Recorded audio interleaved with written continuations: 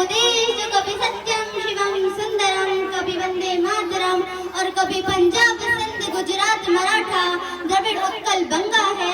मैं उस देश की नागरिक हूँ जो हर ठिकराए हुए की शरण स्थली बन जाता है और 7 समुंदर पार परदेशों को भी अपने ब्रदर एंड सिस्टर कहकर बुलाता है।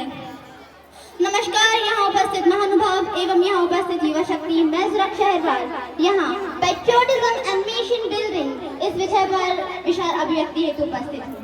पैट्रियोटिज्म, राष्ट्रभक्ति। आखिर क्या है राष्ट्रभक्ति?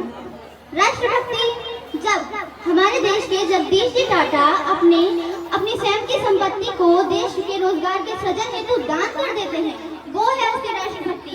राष्ट्रभक्ति कोई ऐसी बड़ी सी संज्ञा नहीं है। राष्ट्रभक्ति तो सिर्फ nation first and self last के बीच की सद्भावना है। हमारे देश के सावित्रीबाई सावरकर जी कहते हैं कि देव और देह के बीच में देश आता है और उस देश का हमें देना लगता है। मैं यहाँ बोलना चाहूंगी विकसित भारत देश के ऊपर। आजादी से पूर्व देशभक्ति के मायने कुछ और हुआ करते थे महोदय, और आजादी के बाद कुछ और हुआ करते हैं।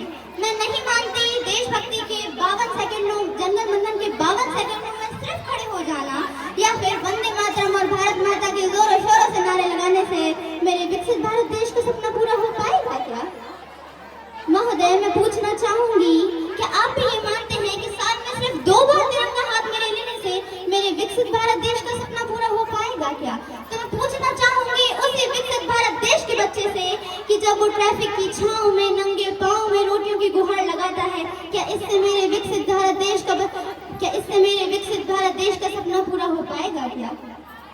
मेरे विकसित भारत देश का सपना तो तब पूरा होगा जब एक गरीब परिवार का बच्चा मध्याह्न भोजन के लिए नहीं अपितु ज्ञान अर्जन के लिए सरकारी स्कूल की चौखट पर जाएगा। हाँ, देशभक्ति क्या है? हमारे देश के जो पीएम है, प्रधानमंत्री नरेंद्र मोदी जी, वो कहते हैं we want nation building a people's movement. हमें राष्ट्र उत्थान के लिए जन भागीदारी की आवश्यकता है। हम सभी देशभक्त हैं और मुझे इस बात में कोई भी आशंका नहीं है कि हम सभी देशभक्त हैं या नहीं। हम सभी देशभक्त हैं, बस हमें जरूरत है तो हमारी देशभक्ति को देशशक्ति में परिवर्तित करने की, जो हमारे राष्ट्र के उत्थान में मदद करे। मैं कुछ बोलना चाहूंगी। मैं उस देश की नागरिक हूँ जहाँ छत्रपति शिवाजी महाराज और सम्राट अशोक जैसा राजा था। मैं उस देश की नागरिक हूँ जहाँ हर 50 मील पर रंग रूप और मजहब बदल जाता था। मैं उस देश की नागरिक हूँ जहाँ डाल डाल पर सोने की चिड़िया को पाया जाता था। मैं उस देश की नागरिक हूँ जिसे अपने भूगोल